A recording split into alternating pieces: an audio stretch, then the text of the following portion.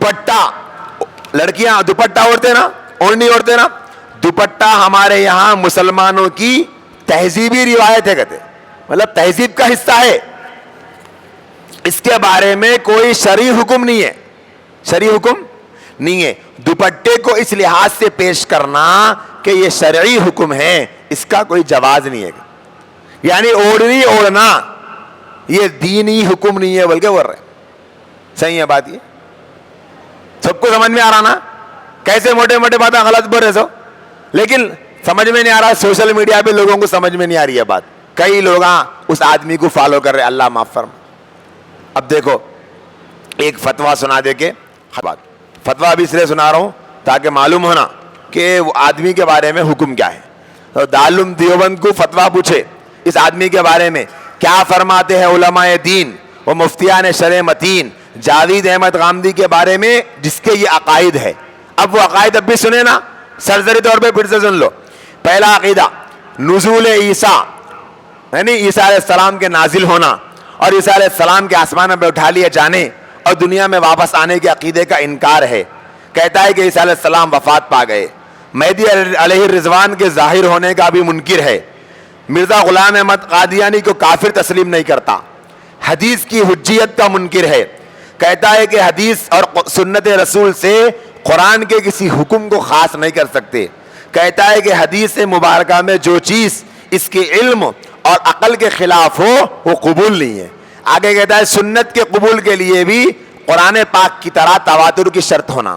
یعنی جیسے قرآن ثابت ہے نا, بالکل صحابہ سے چین کے سسٹم میں حدیث بھی ایسی رہے تجھ مانتے کہتے, وہی سنت ہے کہتے.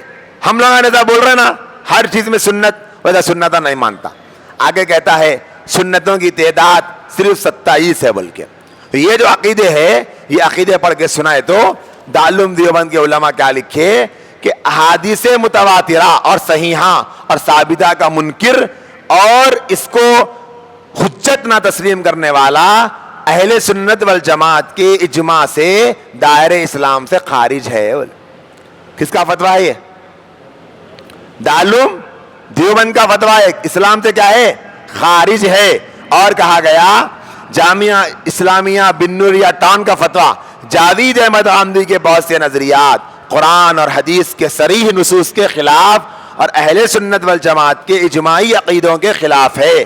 لہذا ایسا بد عقیدہ شخص, اس کی بات شرعاً معتبر نہیں. یہ کون سنائے؟ اور ایک افتاء والے. تو دو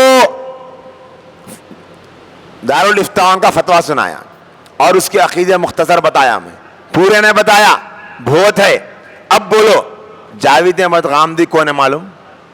سنے نا اتنی دیر سے معلوم ہوا نہیں ہوا؟ بیان سننے سے پہلے معلوم تھا نہیں معلوم تھا؟ سننے کے بعد معلوم ہو گیا نا.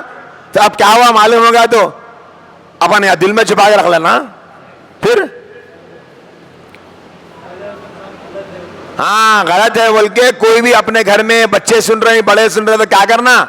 بولنا, سمجھانا, بولنا, بتانا کہ دیکھو بھائی غلط ہے بول کے. اور آپ بتاؤ جاوید احمد غامدی کو سننے والے سن کے مزہ کریں گے نہ کریں گے؟ دنیا میں تو مزہ ہے نا. کہیں کو بھائی بولے کہ سب مسئلے آسان ہو گئے, نماز اسٹارٹ ہو گئی, نماز نہیں پڑھے تو پکڑنے ہوتی کہتے, زکوٰۃ کا مسئلہ بھی آسان ہو گیا, اور ابھی داڑھی کا مسئلہ آسان ہو گیا, اور کئی مسئلے آسان ہو گئے. تو لوگوں جی ہاں جو چاہے مرضی کر سکتے, دین میں اپنی منمانی چل رہی, تو لوگ سنتے نہ سنتے. اب دیکھو سور کا گوشت کیا ہے؟ حرام ہے نا. چمڑا حلال ہے, بالا حلال ہے نہیں. کیا بولتے؟ سور کا گوشت تو حرام ہے لیکن چمڑا اس سے فائدہ اٹھا سکتے. صحیح ہے بات؟ یہ غلط ہے نا. صحابہ سمجھے ایسا؟ میرے دوستوں اس وقت ایسے ہی فتنے آ رہے ہیں. پہلے کیسے فتنے آتے تھے کہ اگر قرآن مجید کے خلاف میں کہیں اور سے دلیل لے کے آئے سمجھو تو آدمی کو سمجھنا آسان رہتا. آج کے زمانے میں اگر کوئی آدمی یہ بول رہا پردے کا حکم بائبل میں نہیں ہے, کچھ فرق پڑتا ہم کو؟ بولو جی. پردے کا حکم توریت میں نہیں ہے, کچھ فرق پڑا؟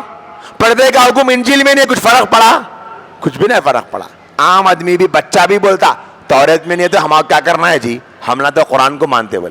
لیکن اگر یہ کہا جائے کہ پردے کا حکم قرآن میں کہیں نہیں ہے، ایک عام آدمی کنفیوز ہوتا نہ ہوتا قرآن وہی ہے لیکن مطلب کیا سمجھ رہے؟